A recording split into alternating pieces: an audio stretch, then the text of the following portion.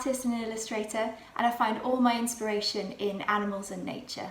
So today we're going to be painting in watercolors a picture of a parakeet, a ring-necked parakeet. It's going to take approximately 1 hour. I found a lovely picture of a ring-necked parakeet on the internet to work from today, but you can look outside your window if you have birds in your garden, or find a nice picture in a book to work from, or you can instead draw from a lovely colourful flower that you might have in your house.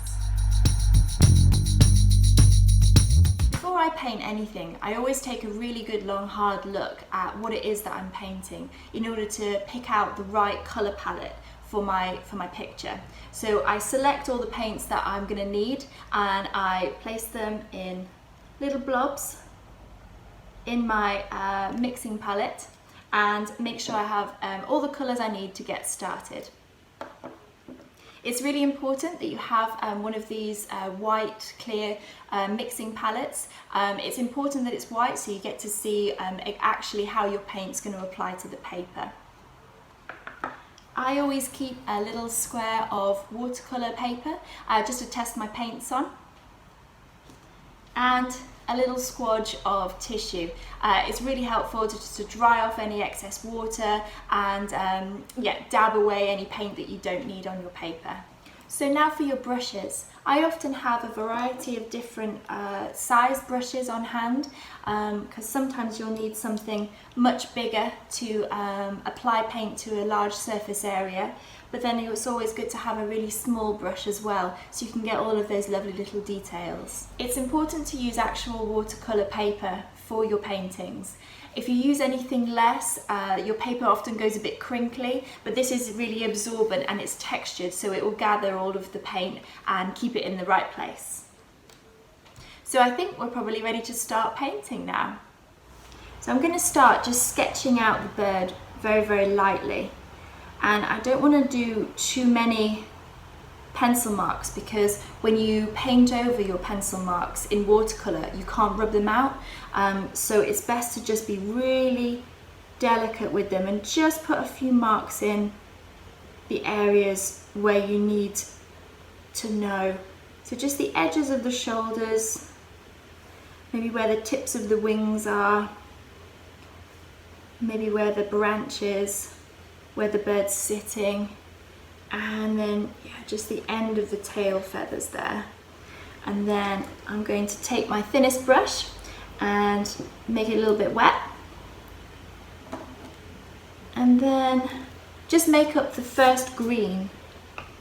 So for that I'm using a bit of the yellow and a bit of this green, and what I want to do is make a really, really pale version of the green.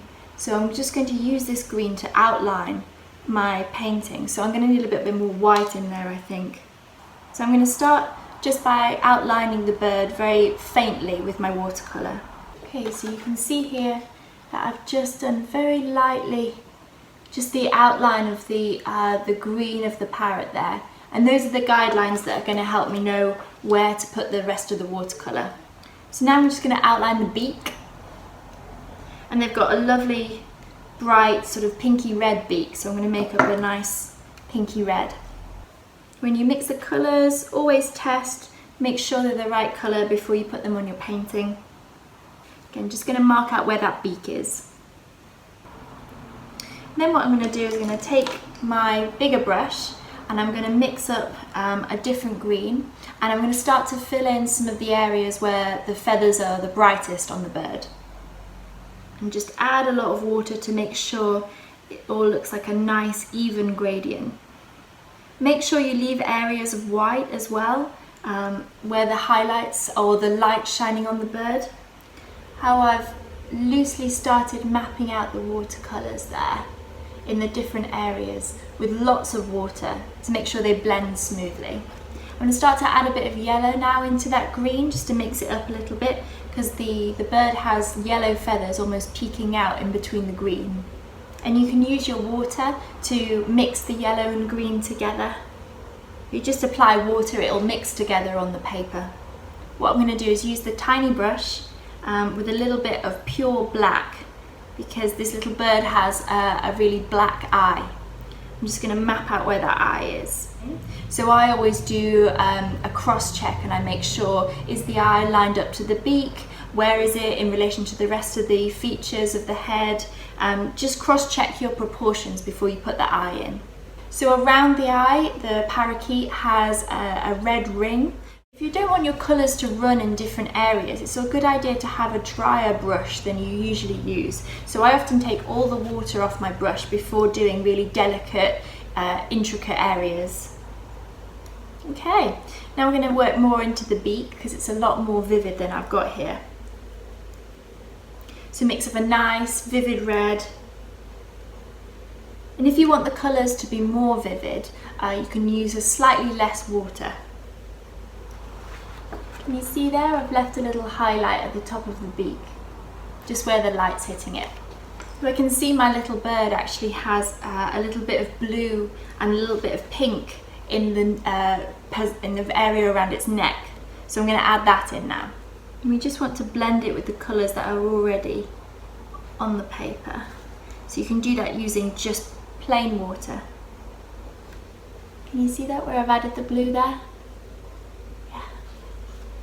Now we're going to need some definition to where the wings are. So I'm going to take a slightly darker green and my bigger brush, and I'm going to just paint in the same direction as the wing feathers are going.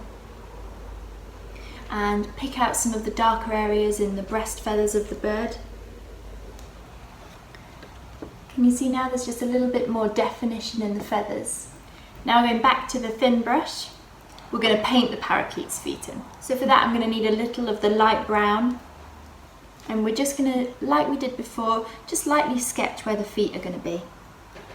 And we can take a darker brown, and that's going to be our branch to where the parakeet's sitting on. I'm going to use a bigger brush actually. So we go back to our smaller brush. I'm going to start working in with some darker greens, browns, just to pick out the highlights, the definitions.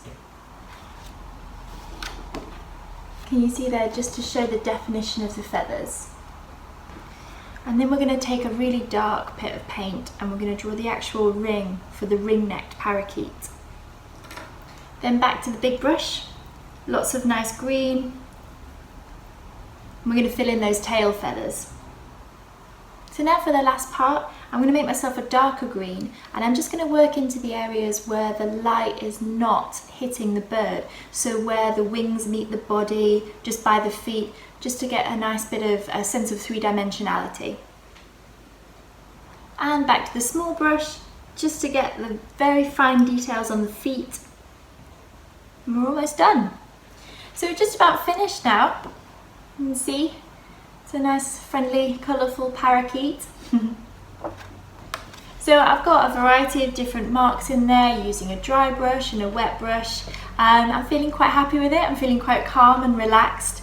So thank you very much for watching. I'm just going to sign this and date it, and we're done. Thank you very much.